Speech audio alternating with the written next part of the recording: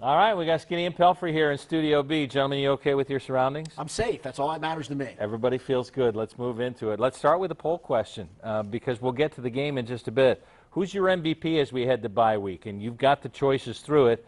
Doug, Mr. Positive, you're going to go through the list and say it could be this, it could be him, this. I think I'm going to name them all. I'll let you start. You know, I think Skinny will probably go with Zim, so I'm going to go with Burfict. To me, Burfict is the guy who he's playing with just such passion. He's all over the field. He's in on it seems like every single tackle. He gets hurt. He comes back in a play or two later. Consistently throughout the entire year, I think he's been the guy on defense who's just led the charge. And he's paid the most fines. Hey, that's fine. That means he's flying around as well. Your MVP is? Zim is a great option because that defense is not where they are without him. But I'm going to go with Andy Dalton because this offense isn't where they are without him.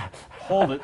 Be still my heart. Really? Yeah, only because in this league, there are so many teams always hunting for quarterbacks and still hunting for quarterbacks right now. And let's face it, if he were hurt, this team would collapse, period, end of story. There's no doubt. He's the most important guy on our team. I'm not sure he's the most valuable right now as far as how he's been playing up till now. At the same time, he is what is the heart and soul of this team. Well, he's the guy that you can't lose, and then that kind of takes us into next man in.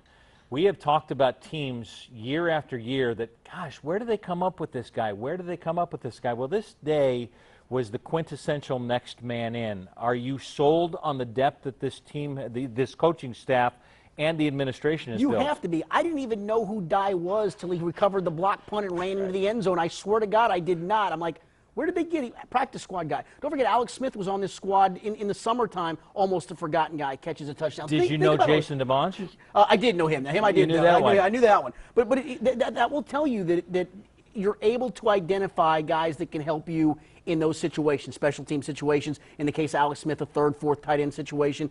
They've done a really good job in personnel the last few years, and you got to pat them on the back for that. Depth that's as good as they've had so far? Without a doubt, and I think that speaks to not only Marvin Lewis and the coaching staff, but I think it goes to Duke Tobin and what they've done upstairs. And actually, a year or two ago, I saw just his draft board and saw kind of what he was going, and just to listen to him describe it, that guy is a sharp dude, and he knows what he's doing. I mean, he's actually, they've got so much talent in there. It's a really nice farm system. Were you surprised at all, both of you, by the way this game played out? We've had so many different types of wins and losses this year for the Bengals.